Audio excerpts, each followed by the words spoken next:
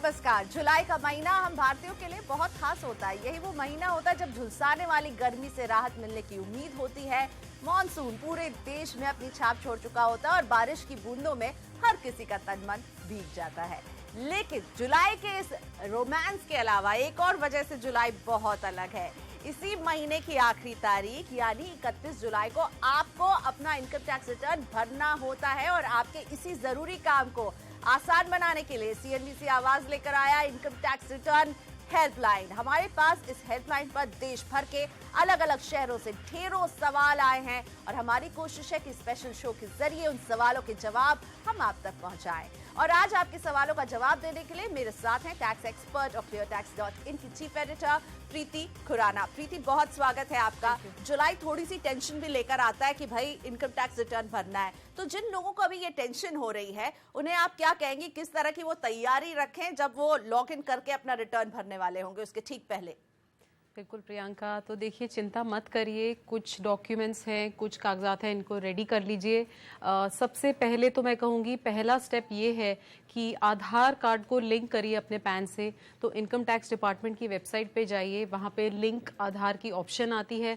बिना आधार लिंक करे आपकी रिटर्न फाइल नहीं होगी, तो सबसे पहले आधार को लिंक करिए। उसके बाद जो भी आपका पैन डिटेल्स है उसको इकट्ठा कर लीजिए। बैंक अकाउंट इन्फॉर्मेशन है कि कितने बैंक अकाउंट्स हैं, आईएफएससी कोड क्या है, अकाउंट नंबर क्या है, वो आइडेंटिफाई कर लीजिए। अगर टीडीएस कटा है तो फॉर्म 26 एएस जो है बहुत इंपॉर्टेंट है रिटर्न फाइल करने के लिए, तो फॉर्म 26 एएस को डाउनलोड कर लीजिए। और अगर आपकी इनकम 50 लाख रुपए से ज़्यादा है तो आपको स्केड्यूल एसेट्स एंड लाइबिलिटीज़ यानी स्केड्यूल एएल भरना होगा। तो सभी एसेट्स की इंफॉर्मेशन जो है उसको इकट्ठा कर लीजिए, किस वैल्यू पे रिपोर्ट करना है वो आइडेंटिफाई करिए। अगर सैलरीड है तो फॉर्म 16 अगर आपके पास है तो रिटर्न फाइल करना बहुत आसान हो जाएगा। तो एम्प्लॉयर से फॉर्म 16 ले लीजिए। कुछ वेबसाइट्स अलाउ करती हैं कि आप फॉर्म 26 एएस और फॉर्म 16 को अगर अपलोड करते हैं तो रिटर्न ऑटोमेटिकली प्रिपेयर हो जाती है। तो ये डॉक्यूमेंट्स बहुत ज़रूरी हैं।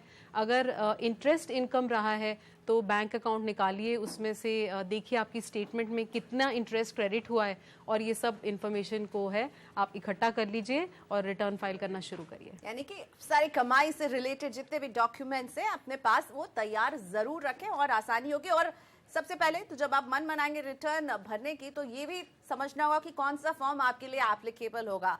पिछले साल थे 9 फॉर्म और इस साल हो गए 7 फॉर्म। तो प्रीति ये समझाइए, ये 9 से जो 7 हो गए, ये 2 फॉर्म जो हट गए, तो उससे अब फॉर्म्स में किस तरह का फर्क हो जाएगा? एक फॉर्म दूसरे से अलग कैसे रहने वाला है? तो प्रियंका, पहले जो है 9 फॉर्म रहते थे, अब सरकार ने घटा करके उनको 7 फॉर्म्स में कर दिया गया है। तो पहले एक ITR 2A होता था और ITR 4S, तो ये 2 एक्स्ट्रा फॉर्म्स थे। अब जो है ITR 1, 2, 3 है और जो 4S है उसको 4 कर दिया गया है। तो जो भी प्रिजम्पटिव टैक्सेशन में रिटर्न फाइल करते थे अब वो 4S की बजाय 4 करेंगे। और अगर आप बिजनेस रिटर्न फाइल करते थे तो ITR 4 आप भरा करते थे, तो अब वो ITR 4 को जो है ITR 3 बना दिया गया है। और हमारे पास सबसे ज्यादा सवाल इसी से आते हैं, इसी से जुड़े कि उनका फॉर्म कौन सा है। चलिए अब जोड़ते हैं अपने दर्शकों को जो हमसे संपर्क कर रहे हैं। सुरेश शाह हमारे साथ जुड़ चुके हैं मुंबई से। नमस्ते सुरेश जी, बताइए क्या जानना चाहते हैं आप हमारे एक्सपर्ट से? नमस्कार, मैं सुरेश शाह बात कर रहा हूँ बॉम्बे से। मुझे LIC का कमीशन है और बैंक का इंटरेस्ट है, तो कौन सा फॉर्म भरना पड़ेगा?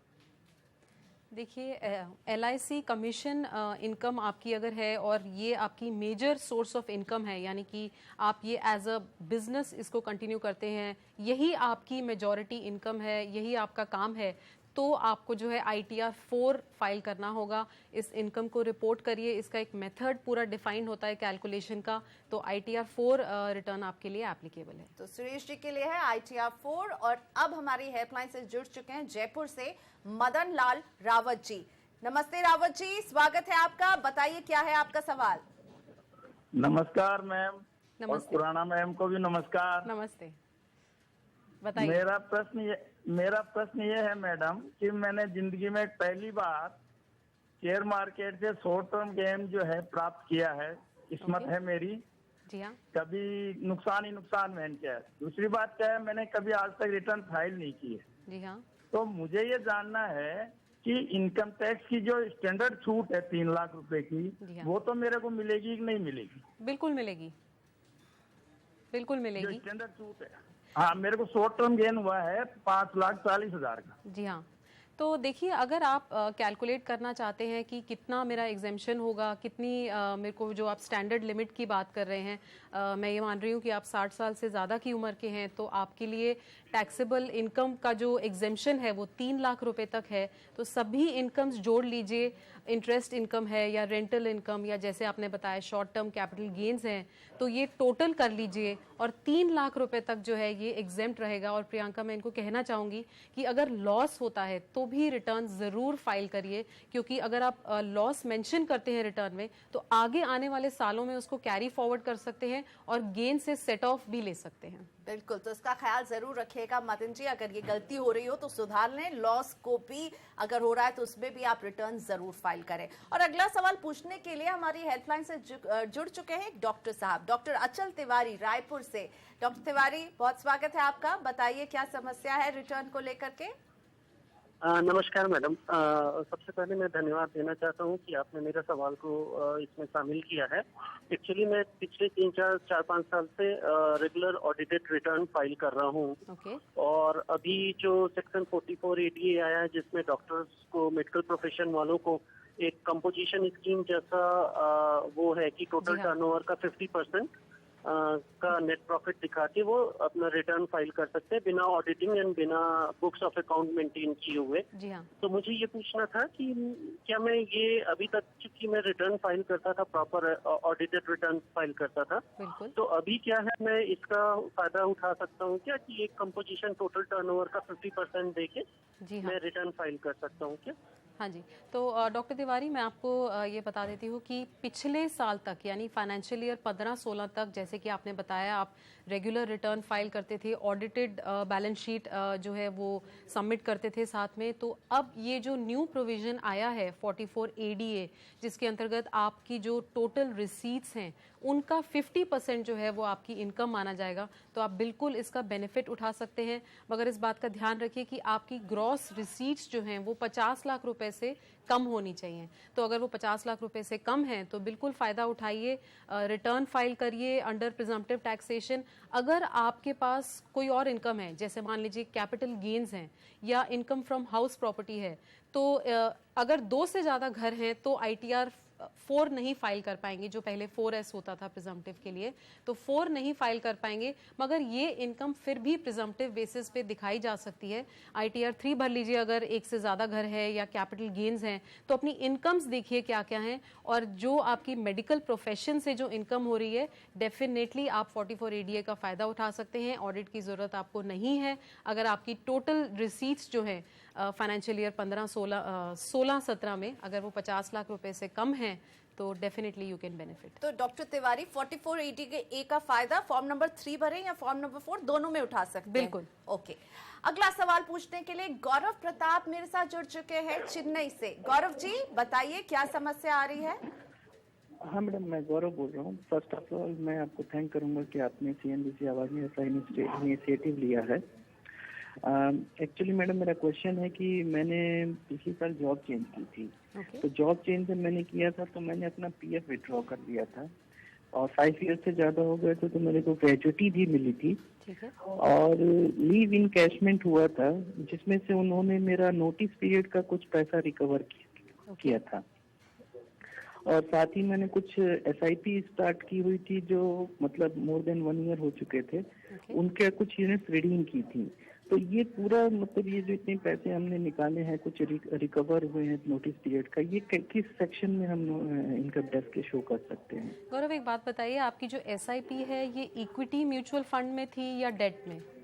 ये इक्विटी म्यूचुअल फंड थी। ठीक है। तो गौरव, सबसे पहली बात कि जो भी आप बता रहे हैं, PF मिला, ग्रेचुटी, लीव एनकैशमेंट, तो ये सभी जो हैं सैलरी के कंपोनेंट्स हैं। और जब आपको फॉर्म 16 मिलेगा अपने पुराने एम्प्लॉयर से, जहां आपने रिज़ाइन किया था, जहां से पेमेंट्स मिली थी, तो एम्प्लॉयर की ड्यूटी है कि इससे पहले कि वो आपको पे करे, उसको TDS काट करके ये सारी डिटेल्स जो हैं फॉर्म 16 में दिखानी होंगी। तो सबसे पहले अपना फॉर्म 16 उठाइए, उसमें देखिए कि क्या क्या आपको इनकम मिली है, उस पर कैसे कैसे टीडीएस कटा है। तो डेफिनेटली मतलब मुझे लगता है कि एम्प्लॉयर ने इसका ध्यान रखा होगा कि कितना टैक्स कटना चाहिए। अगर आप चाहें तो किसी एक्सपर्ट की सलाह भी ले सकते हैं टू रिकैलकुलेट कि आपका कितना टैक्स कटना चाहिए था। और रही बात जो एसआईपी आप बता रहे हैं आपने इक्विटी म्यूचुअल फंड में करा है, अगर ये जो एसआईपी है, अगर आपने जो सेल करी है वो 12 महीने के बाद हुई है परचेज डेट से, तो ये लॉन्ग टर्म कैपिटल गेन होगा, ये एग्जेम्प्ट होगा। बट रहा सवाल कि इसको कैलकुलेट कैसे किया जाए, तो इसमें आपको फीफो मेथड यूज करना है, यानी कि जो पहले खरीदा गया उसको माना जाएगा कि वो पहले बेचा गया। तो मान लीजिए आपने 100 करके हर महीने आपने 100 यूनिट्स खरीदे और 5-6 महीने बाद आपने 300 यूनिट बेच दिए, तो जो सबसे पहले महीने के 100 यूनिट हैं वो कंसिडर करिए कि वो बिक गया, और फिर अगले महीने के 200, फिर 300, और जो 50 यूनिट्स हैं वो 4th मंथ से आप ले लेंगे।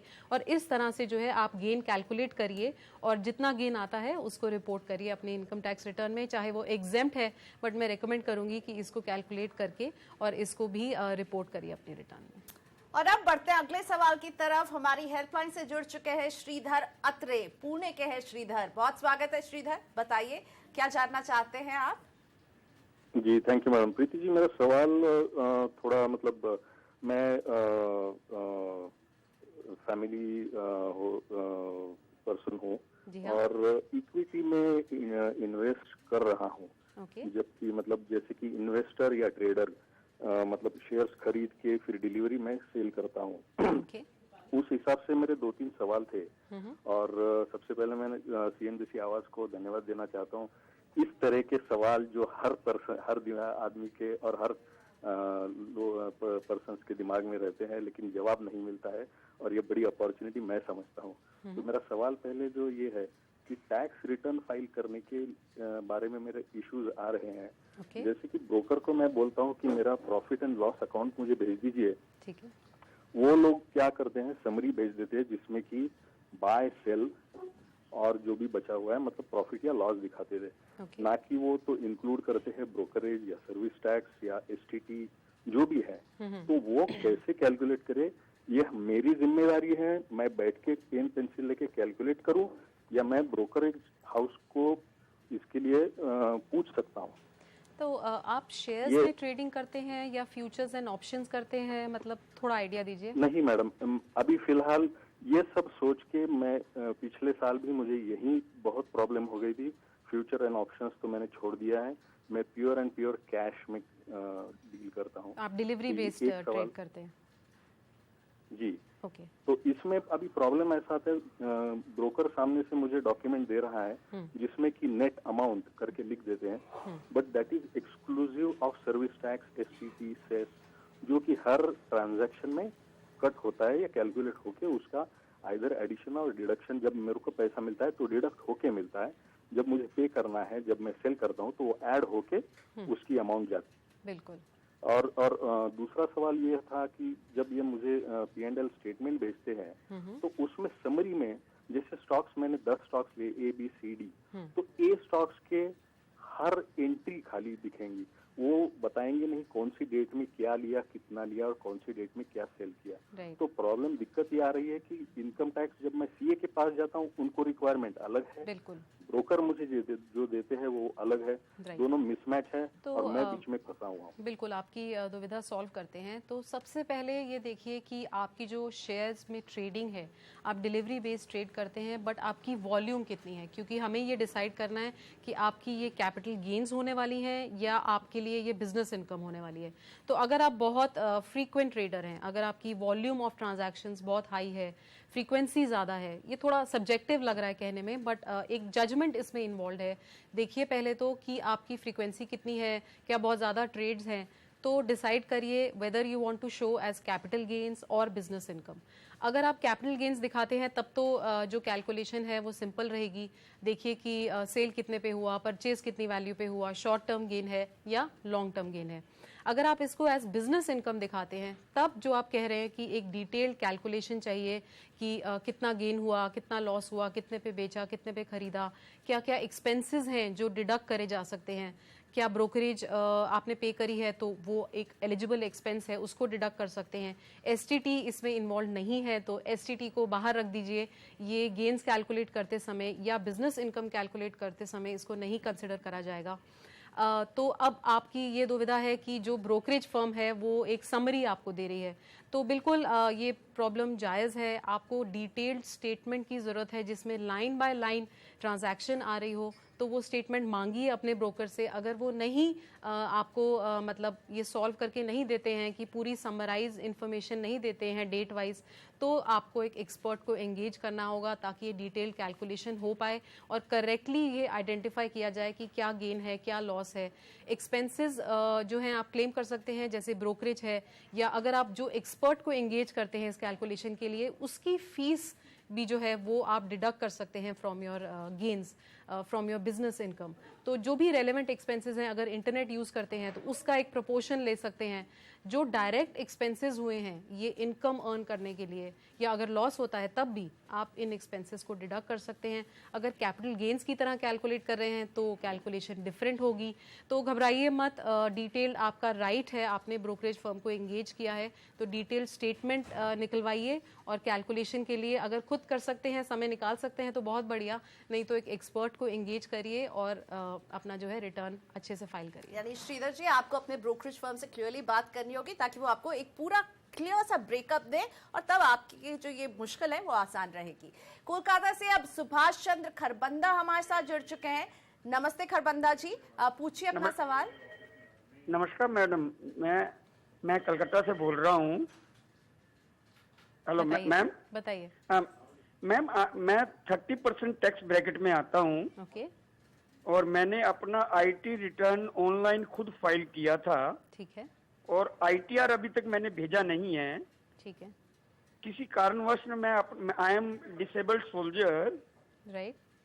तो मैं एटीयू के सेक्शन 80U का बेनिफिट क्लेम नहीं कर पाया हूँ। ओके। तो मेरा क्वेश्चन है कि can I file the revise IT return now and claim the benefit under section 80U, और how much deduction I am eligible for? Right. तो देखिए, जो सेक्शन 80U है इसमें आपको डिडक्शन मिलती है फॉर सेल्फ। अगर आप डिसेबिलिटी आपको है तो आप इसमें इस सेक्शन के अंडर डिडक्शन क्लेम कर सकते हैं। इसकी वैल्यूज़ होती हैं 75,000 डिपेंडिंग अपॉन एज कितनी है। तो एक सर्टन एज के ऊपर जो है थोड़ी एक्सटेंडेड डिडक्शन मिलती है। तो बिल्कुल अगर आप रिटर्न फाइल कर चुके हैं, जैसे कि आप बता रहे हैं आपने वेरीफाई अभी तक नहीं किया है, ITR-V जिसे कहते हैं वो नहीं भेजी है, तो बिल्कुल ऑनलाइन जाइए और रिटर्न को रिवाइज करिए, इस डिडक्शन को क्लेम कर लीजिए। तो जितनी भी रिटर्न्स हैं प्रियंका जो फाइल करी जाएंगी इस साल के लिए, उनको जो है आप रिवाइज कर सकते हैं अगर आपने ड्यू डेट से पहले फाइल किया है। और एक नया प्रोविजन रखा गया है कि इन रिटर्न्स को आप 1 year after the end of assessment year तक रिवाइज कर सकते हैं। बट ये असेसमेंट कंप्लीट नहीं होनी चाहिए, उससे पहले रिवाइज कर लीजिए। बट इन्होंने ITR-V नहीं भेजा है तो बिल्कुल असेसमेंट नहीं होगी, और बेफिक्र अपनी रिटर्न फाइल करिए और 80U की जो रिडक्शन है उसको क्लेम करिए।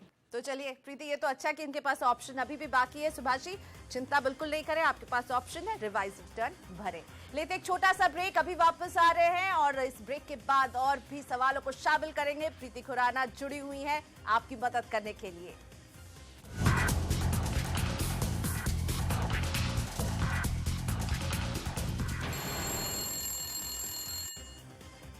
Welcome back. आप जुड़े हुए हैं CNBC आवाज की इनकम टैक्स रिटर्न हेल्पलाइन से। जी हाँ, अगर आपको रिटर्न भरना है और उसे लेकर के आपको आ रही है दिक्कत, तो हमसे संपर्क कीजिए, क्योंकि हमारे साथ हैं टैक्स एक्सपर्ट प्रीति खुराना, जो दे रही है वो तमाम जवाब जिससे आपकी रिटर्न भरने की पूरी प्रक्रिया आसान बन जाए। दिल्ली से अनिल कुमार भार्गव हमारे साथ जुड़ चुके हैं। अनिल जी नमस्ते, स्वागत है आपका, पूछिए अपना सवाल। नमस्ते प्रियंका, मैं आपका प्रोग्राम बहुत सालों से देख रहा हूँ, बहुत ही एजुकेटिव प्रोग्राम है। मेरा सवाल है, मेरी बेटी एक IT कंपनी में बैंगलोर में काम करती है। उसकी फाइनेंशियल ईयर 16-17 की ग्रॉस सैलरी 17,10,000 थी। HRA ट्रांसपोर्ट अलाउंस उसको उसकी कंपनी की वेबसाइट पे जाके खुद सेलेक्ट करना है कितना उसको चाहिए। ठीक है। कंपनी ने उसका ब्रेकअप नहीं देती है। ठीक है। उसने गलती से सिर्फ 1 महीने HRA सेलेक्ट किया था, तो उन्होंने उसको 1 15,000 का HRA का एग्जाम्पशन दिया है। ठीक है। परंतु वो 12 महीने किराए के मकान में रही है और उसके पास रिसीट है, पैन नंबर भी है, वो 17,000 पर मंथ का रेंट पे करती है। ठीक है। तो किस तरीके से वो HRA का एग्जाम्पशन ले सकती है पूरे साल का? देखिए HRA एग्जेम्पशन जो है गलती हो गई, आप नहीं डिटेल दे पाए एम्प्लॉयर को तो घबराइए मत। रिटर्न फाइल करते समय आप रिकैलकुलेट करिए कि आपकी जो टैक्सेबल सैलरी है वो कितनी होती अगर आपको HRA एग्जेम्पशन मिलता। तो इसके लिए आपको कैलकुलेट करना होगा HRA कितना मिला था और बेस्ड अपॉन कि आप कौन सी सिटी में हैं अपना एग्जेम्पशन अमाउंट निकाल लीजिए, उसको जो फॉर्म 16 में टोटल सैलरी आ रही है उससे माइनस कर लीजिए और अपनी जो नेट सैलरी है उसको रिपोर्ट कर दीजिए इनकम टैक्स रिटर्न फॉर्म में। और जो आपका रेंट एग्रीमेंट है, रिसीट्स हैं, पैन नंबर है, जो भी इंफॉर्मेशन है उसको अपने पास प्रॉपरली फाइल करके रखिए कि अगर कल को कोई सवाल उठता है कि ये आपने जो एग्जेम्पशन क्लेम करी है या आपकी सैलरी जो ये कम दिख रही है फॉर्म 16 के कंपैरिजन में, तो ये क्यों है। तो प्रॉपर डॉक्यूमेंटेशन रखिए and please go head HRA exemption claim करिए अपने रिटर्न में, डायरेक्टली क्लेम कर सकते हैं। बिल्कुल, तो रिटर्न जरूर फाइल कीजिए और उसमें क्लेम भी कीजिए। लेकिन जैसा प्रीति कह रही थी, अनिल जी प्लीज आप सारा रिकॉर्ड जरूर कहिए अपनी बेटी को कि वो तैयार रखे, क्योंकि अगर कोई सवाल जवाब हो तो उनके पास सारे पुख्ता रिकॉर्ड हो कि देखिए ऐसा हुआ था। अगला सवाल पूछने के लिए झांसी से मिथिलेश पांडे हमारी हेल्पलाइन से जुड़ चुके हैं। नमस्ते पांडे जी, पूछिए अपना सवाल। नमस्ते मैडम, मैं MP पांडे BHL झांसी से बोल रहा हूँ। मैडम मेरा सवाल ये है कि मेरी सैलरी से इनकम है और हमारी वाइफ जो हैं वो हाउस वाइफ हैं। ठीक है। तो मैडम मैं उनके नाम से शेयर मार्केट और म्यूचुअल फंड में इन्वेस्ट करता हूँ। ओके। तो उससे जो इनकम आएगी वो अपनी इनकम में जोड़ के रिटर्न फाइल करूँ या उनके नाम से रिटर्न फाइल करूँ? सर कौन सा फार्म यूज करूं मैं इनकम टैक्स रिटर्न भरने के लिए? ठीक है, तो ये बताइए कि ये जो इन्वेस्टमेंट आपकी वाइफ के नाम होती है, ये पैसा उनकी अपनी पर्सनल सेविंग से है या आपने दिया है उनको? नहीं, मैंने ही दिया है, मेरी ही इनकम से है, उनकी इनकम नहीं है मैडम। ठीक है, तो देखिए आपने जो भी पैसा उनको दिया है एज अ गिफ्ट तो उस पर तो कोई टैक्स नहीं है। Gift to your wife is exempt, तो उस पर आपको टैक्स नहीं भरना है।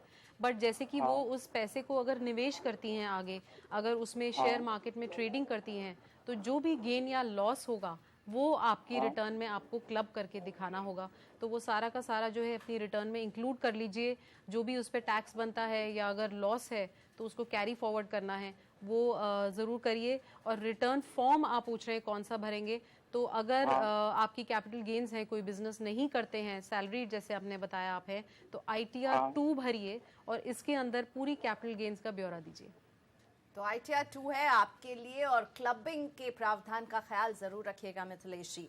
और अब हमारी हेल्पलाइन से जुड़ चुके हैं विनोद त्यागी, फरीदाबाद से है विनोद जी। नमस्ते, स्वागत है आपका, पूछिए अपना सवाल। नमस्कार मैडम। नमस्ते मैडम मेरा बेटा एक IT कंपनी में काम करता है। ओके। उसने एक बिल्डर फ्लैट 45 लाख में लिया है। ठीक है। जिसके लिए उसने 15 लाख का बैंक से लोन लिया है। ओके।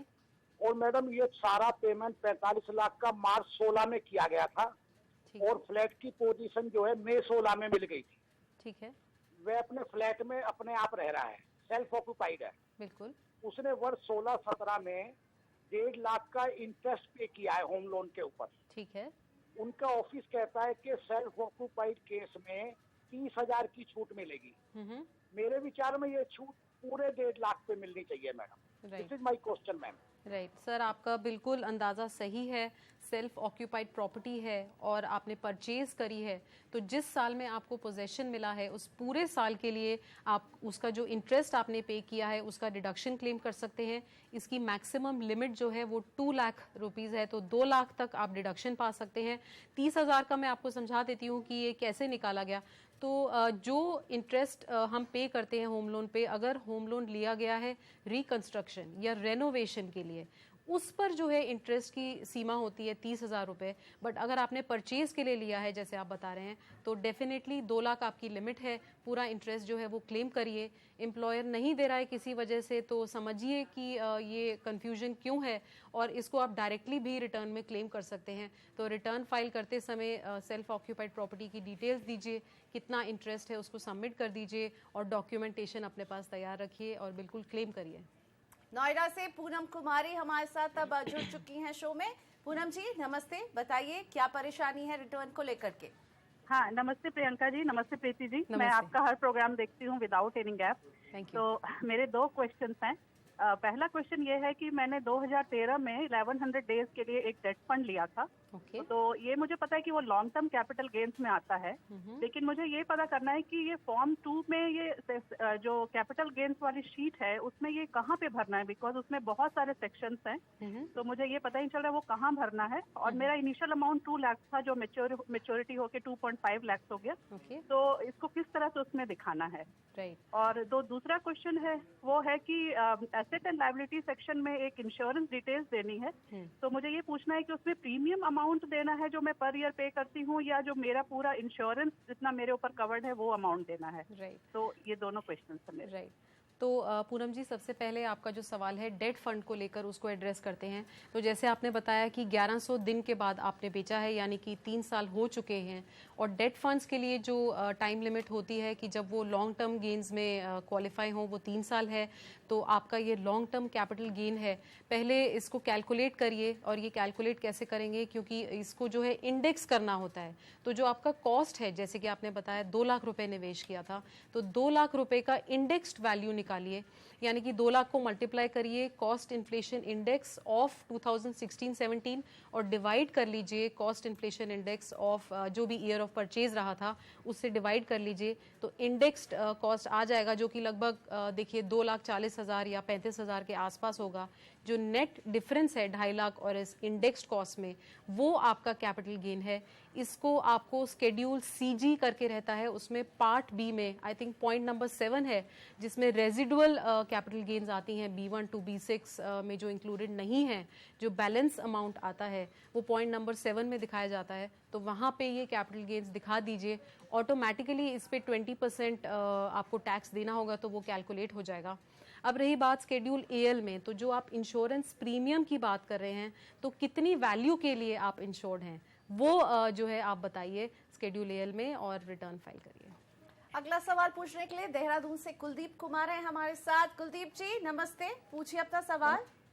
नमस्कार मैडम, मैं एक सरकारी कर्मचारी हूँ मैडम। हेलो हेलो, हाँ जी बोलिए। जी आपकी आवाज आ रही है कुलदीप जी, पूछिए अपना सवाल। हाँ नमस्कार मैडम, प्रीति मैडम को भी और प्रियंका मैडम को भी। मैं सरकारी कर्मचारी हूँ, एक देहरादून में रहता हूँ। जी, तो हमारी जॉब लगी तो हमें HRA नहीं दिया जाता था। ठीक है। उसमें कुछ प्रॉब्लम थी, तो उसके बाद उन्होंने हमें 3 साल का लगभग HRA दिया हमें, जो 50-55 हजार के आसपास था। ठीक है। तो उसको अभी उन्होंने हमारी टोटल इनकम में दिखाया है, जिस वजह से हमें 5-6 हजार रुपया टैक्स देना पड़ा है, और हमने ऑनलाइन रिटर्न भर दिया है।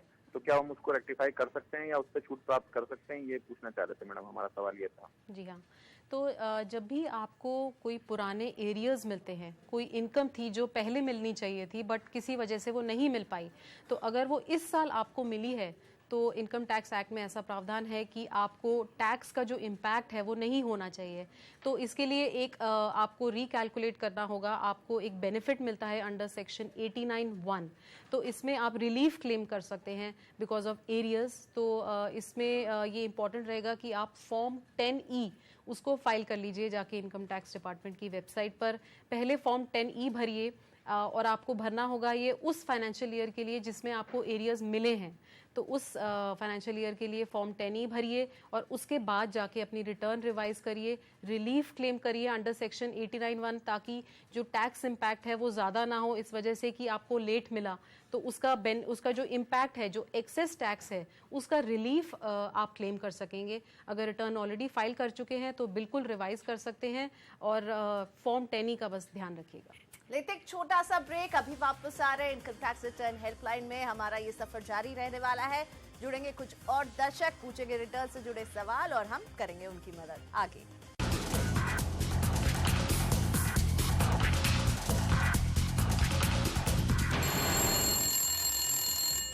वेलकम बैक, आप जुड़े हुए हैं इनकम टैक्स रिटर्न हेल्पलाइन के साथ और हम कोशिश कर रहे हैं टैक्स रिटर्न से जुड़े आपकी तमाम दिक्कतों को दूर कर सके। मेरी मदद कर रही हैं cleartax.in की चीफ एडिटर प्रीति खुराना। प्रीति, लेकिन सिर्फ रिटर्न भर देना ही जो है एंड ऑफ द रोड नहीं रहेगा। रिटर्न भरने के बाद वेरिफिकेशन की भी एक प्रक्रिया होती है जो पूरी करनी होती है, और इस स्टेप को कई बार भूल जाते हैं, कई बार जानते हुए भूल जाते हैं, कई बार अनजाने में छूट जाती है। तो इसके बारे में आप क्या बताना चाहेंगी? बिल्कुल सही कहा आपने प्रियंका, बहुत सारे लोग जो हैं ये क्रिटिकल स्टेप भूल जाते हैं कि रिटर्न को वेरीफाई भी करना है। जब तक आप वेरीफाई नहीं करेंगे तो डिपार्टमेंट ये मानेगा कि जैसे रिटर्न फाइल ही नहीं करी गई थी। तो verify is a very important step. इसको आप या तो ITR भी भेज सकते हैं साइन करके डिपार्टमेंट को, या फिर अब E-वेरीफाई भी कर सकते हैं। तो अगर नेट बैंकिंग के थ्रू करिए या EVC है, OTP लेकर के करिए, डीमैट अकाउंट से करिए, बहुत सारे ऑप्शंस जो है डिपार्टमेंट ने दे दिए हैं। तो ये क्रूशियल स्टेप जो है इसको मत भूलिए। अपने रिटर्न को वेरीफाई जरूर कीजिए, नहीं तो माना जाएगा कि आपने रिटर्न नहीं भरा। बाय स्पीड पोस्ट आप CPC बंगलुरु में भेज सकते हैं ITRV, या फिर E-वेरीफाई कर सकते हैं। और अब रुक करते हैं अपने दर्शकों के सवालों का। नोएडा से सूरज भान हमारे साथ जुड़ चुके हैं। नमस्ते सूरज जी, पूछिए अपना सवाल। नमस्कार जी। नमस्कार प्रीति जी। नमस्ते प्रीति जी, मैं सीनियर सिटीजन हूँ। ओके। और पोस्ट ऑफिस में मेरी सीनियर सिटीजन स्कीम है। जी हाँ। इस स्कीम में मेरे 13,800 रुपए TDS कटा है। ओके। और मेरे बार बार कहने पर भी उन्होंने मुझे 16A नहीं दिया है। मैं क्या करूँ? देखिए, सबसे पहले मैं आपको ये कहूँगी कि ना फॉर्म 26AS चेक करिए, क्या वाकई में TDS कटा है, कितना कटा है। तो फॉर्म 26AS डाउनलोड करिए, उसमें आइडेंटिफाई करिए कि आपके पैन के अगेंस्ट कुछ TDS है या नहीं। उससे कंफर्म हो जाएगा कि TDS उन्होंने काटा या रह गया। अगर उन्होंने TDS काटा है तो इनकम टैक्स एक्ट ये कहता है कि ये उनकी रिस्पॉन्सिबिलिटी है, डिडक्टर की रिस्पॉन्सिबिलिटी है कि वो आपको बताए, और ये फॉर्म जो है क्वार्टरली बेसिस पे उनको इशू करना होता है। अगर वो नहीं करते हैं तो उनको पेनल्टी लग सकती है, जो कि 100 रुपये पर डे के हिसाब से लगती है।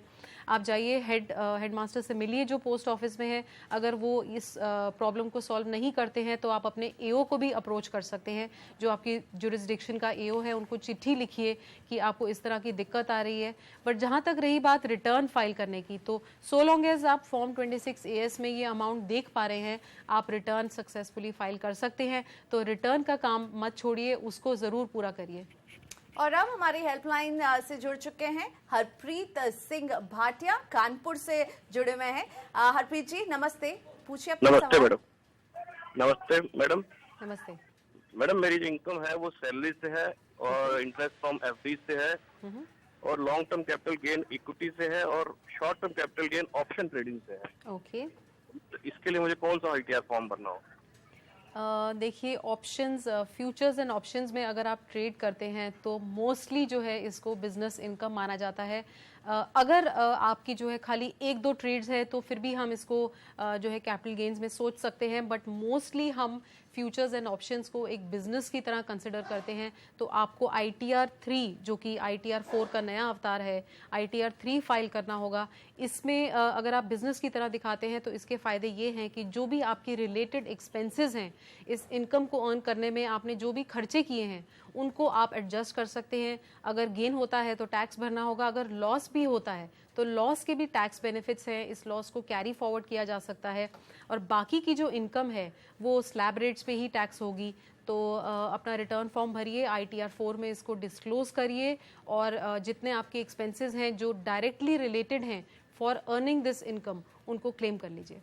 और अब दूर करते हैं गाजियाबाद के पुष्पेंद्र कुमार सक्सेना की परेशानी। उनका सवाल हमारे पास व्हाट्सएप के जरिए पहुंचा है। पुष्पेंद्र जी के पास 2 घर हैं, एक में ये खुद रहते हैं, दूसरा घर खाली है।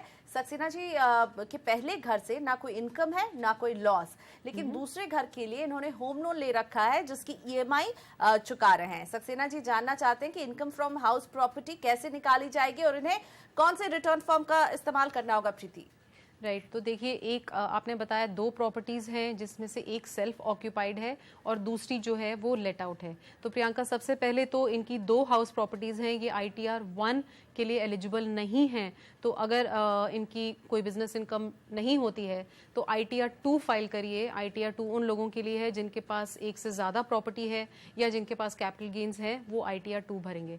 अब रही बात कि कैसे इस इनकम को जो है दिखाया जाए, तो जो सेल्फ ऑक्यूपाइड प्रॉपर्टी है उसको रिपोर्ट कर दीजिए।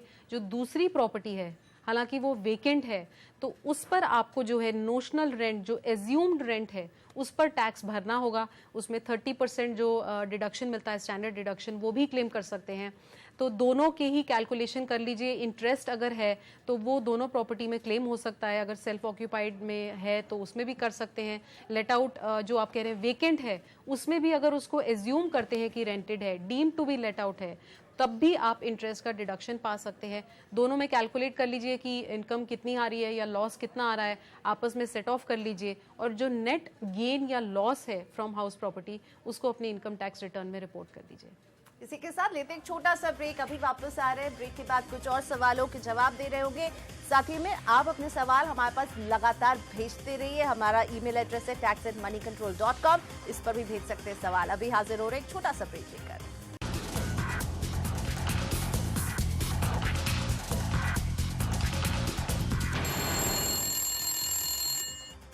Welcome back. आप देख रहे हैं इनकम टैक्स रिटर्न हेल्पलाइन और हमारी हेल्पलाइन से आप जुड़ चुके हैं मुंबई के एस रूपचंद जी। स्वागत है आपका रूपचंद जी, पूछिए अपना सवाल। प्रीति खुराना हमारी टैक्स एक्सपर्ट है आपकी मदद करने के लिए। शुक्रिया। प्रीति जी, हम लोग जो हेल्थ इंश्योरेंस और टॉप अप प्लान पे जो प्रीमियम इंश्योरेंस प्रीमियम भरते हैं उस पर 15% टैक्स लगता है और अब वो 18% हो गया अगले साल से। तो क्या मैं ये क्लेम कर सकता हूँ डिडक्शन में अंडर 80D? बिल्कुल 80D के अंडर जो आप क्लेम करते हैं, जो आपने इंश्योरेंस प्रीमियम पे किया है उसको आप ऑल इंक्लूसिव करते हैं। तो अगर कोई सर्विस टैक्स है जो पहले 15% था अब वो बढ़कर के 18% हो गया है, तो टोटल अमाउंट आप क्लेम कर सकते हैं। बिल्कुल करिए। बट जैसे कि आपको मालूम है, आपने बिल्कुल सही कहा, 1 जुलाई से 18% लागू है। तो ये अगले साल की जो रिटर्न होंगी, जो फाइनेंशियल ईयर 17-18 की जो रिटर्न्स होंगी, उसमें आपको इस बात का ध्यान रखना होगा कि पूरा जो है अमाउंट इंक्लूडिंग सर्विस टैक्स वो क्लेम करना है अंडर सेक्शन 80D। और इस साल जब आप रिटर्न भरेंगे तो एक नए स्टेप का ख्याल जरूर रखना होगा। वो ये कदम उठाना है आपको कि आपको अपने पैन को अपने आधार नंबर से लिंक करना है। प्रीति भी हमें ये जानकारी दे चुकी है और प्रीति से अब मैं समझना चाहूंगी, प्रीति क्यों जरूरी है ये, और अगर कोई ना करे तो उसके लिए मुश्किलें बढ़ सकती हैं? जी हाँ, तो देखिए जो फाइनेंस एक्ट जब अप्रूव हुआ था, जो बजट में प्रावधान रखे गए थे, जब उसका फाइनली पार्लियामेंट में अप्रूवल हो रहा था तो फाइनेंस मिनिस्टर ने एक नया सेक्शन डाला, सेक्शन 139AA। ये सेक्शन ये कहता है कि 1 जुलाई के बाद अगर आप इनकम टैक्स रिटर्न फाइल करते हैं या फिर आप पैन के लिए अप्लाई करते हैं तो दोनों ही सिचुएशंस में आपका जो है आधार नंबर पैन एप्लीकेशन में होना चाहिए और इनकम टैक्स रिटर्न फाइल करते समय भी आधार नंबर कोड करना है। बट इस बात का ध्यान रखिए कि रिटर्न फाइल करने से पहले ये स्टेप पहले आएगा कि आप इनकम टैक्स डिपार्टमेंट की वेबसाइट पर जाएं और अपना आधार नंबर जो है वो पैन से लिंक करें। ये बहुत ज़रूरी है, इसके बिना आपकी रिटर्न इस साल फाइल नहीं होगी। तो बहुत ही ध्यान रखिए और आधार नंबर को जो है लिंक कर लीजिए। और जिनके पास आधार नहीं, उन्हें आप क्या कहेंगे, अप्लाई करें आधार को, और वो क्या एप्लीकेशन नंबर दे सकते हैं? बिल्कुल, तो आधार नंबर जो है वो 12 डिजिट ID होता है। अगर आपके पास नहीं है तो आप एनरोलमेंट ID भी कोड कर सकते हैं इनकम टैक्स रिटर्न फॉर्म में। ये एक 28 डिजिट होता है, इसमें वो टाइम और डेट का कॉम्बिनेशन मिला के जो है वो पूरा ID बन जाता है। तो अप्लाई कर लीजिए और उसके बाद नेक्स्ट स्टेप आएगा कि आप रिटर्न फाइल करें। तो इनरोलमेंट ID नंबर जो एक होगा वो आप दे सकते हैं। और अगर आधार और पैन में मिसमैच है प्रीति, तो क्या करें? देखिए गवर्नमेंट ने बहुत सारे ऑप्शंस दिए हैं जिसके द्वारा आप लिंक कर सकते हैं, इवन दो नाम अलग है या कुछ मिडिल नेम है जो वन ऑफ द डॉक्यूमेंट्स में नहीं आ रहा है, तो OTP के द्वारा जो है इसको वेरीफाई किया जा सकता है। इनकम टैक्स डिपार्टमेंट की वेबसाइट पर जाइए, अपनी डिटेल्स डालिए और अगर मिसमैच होता है तो ऑटोमेटिकली वो आपको ऑप्शन देगा कि generate N OTP and link your Aadhaar card, तो वो कर सकते हैं। नहीं तो एक 1 पेज एप्लीकेशन फॉर्म आया है जिससे जो है आप दोनों या एक डॉक्यूमेंट में जिसमें सही है उसको रहने दीजिए, दूसरे को जो है आप चेंज करवा सकते हैं, तो वो भी ऑप्शन है। और लिंक तो करना ही होगा, नहीं तो रिटर्न फाइल नहीं होगा। और रिटर्न फाइल करने के पहले ये लिंक का काम जो है, ये स्टेप आप पूरा कर लें। मध्य प्रदेश के रीवा से ए.के. अग्रवाल जी के सवाल को शामिल करते हैं। इनका बेटा NRI है और उसके फॉर्म 26 AS के मुताबिक ब्याज के रूप में 1.5 लाख रुपए चुकाए गए हैं, जिस पर सेक्शन 195 के तहत 30.9% TDS काटा गया है। इसकी भारत में और कोई इनकम नहीं होती है। अग्रवाल साहब जानना चाहते हैं कि वो इस TDS का रिफंड कैसे क्लेम कर सकता है इनका बेटा, और उसे कौन सा रिटर्न फॉर्म भरना होगा? देखिए, रिटर्न जो है आप भर सकते हैं। अगर रिफंड है तो एक ही तरीका है रिफंड पाने का कि आप रिटर्न फाइल करिए, और ये ध्यान रखिए कि आपको फाइल करना होगा अपना टैक्स रिटर्न। तो जैसे आपने बताया खाली इंटरेस्ट इनकम है तो ITR 1 फाइल करिए, क्योंकि जो रिटर्न फॉर्म्स हैं they are not based on कि आपका रेजिडेंशियल स्टेटस क्या है, दे आर बेस्ड ऑन कि आपका नेचर ऑफ इनकम क्या रहता है। तो अगर TDS कट गया है कोई दिक्कत नहीं है, रिटर्न भरिए, इंटरेस्ट दिखाइए और फॉर्म 26 AS में जो TDS आ रहा है उसको शो करिए रिटर्न फॉर्म में। नेट जो है आपका रिफंड कैलकुलेट हो जाएगा और सरकार उसको आपको क्रेडिट कर देगी। लेकिन अग्रवाल जी ने बताया था कि उनका बेटा NRI है, तो इस पॉइंट को मद्देनजर रखते हुए कोई फॉर्म नंबर में बदलाव नहीं, बिल्कुल जैसे प्रियंका मैंने कहा कि रेजिडेंशियल स्टेटस के बेसिस पर फॉर्म नहीं होते हैं। अगर आप नॉन रेजिडेंट हैं तो आप सभी फॉर्म्स के लिए एलिजिबल हैं। तो इनकम के हिसाब से देखिए कि अगर और कोई इनकम है, मान लीजिए बिजनेस इनकम है, तो डिफरेंट फॉर्म रहेगा, या कैपिटल गेन्स भी हुए हैं तो ITR 2 हो जाएगा। बट अगर खाली इंटरेस्ट इनकम है तो ITR 1 ही फाइल करना होगा। चलिए, बहुत धन्यवाद आपका प्रीति, आपने वक्त निकाला हमारे इस हेल्पलाइन के लिए, और हम उम्मीद करते हैं कि हम आपकी मदद कर पाए हो। अगर आपके मन में भी टैक्स रिटर्न से जुड़े कोई सवाल हो तो आप हमें जरूर भेजिए। tax@moneycontrol.com हमारा ईमेल ID है। हमारे एक्सपर्ट आपकी समस्या दूर करते रहेंगे। फिलहाल इस खास शो में हमें दीजिए इजाजत। नमस्कार।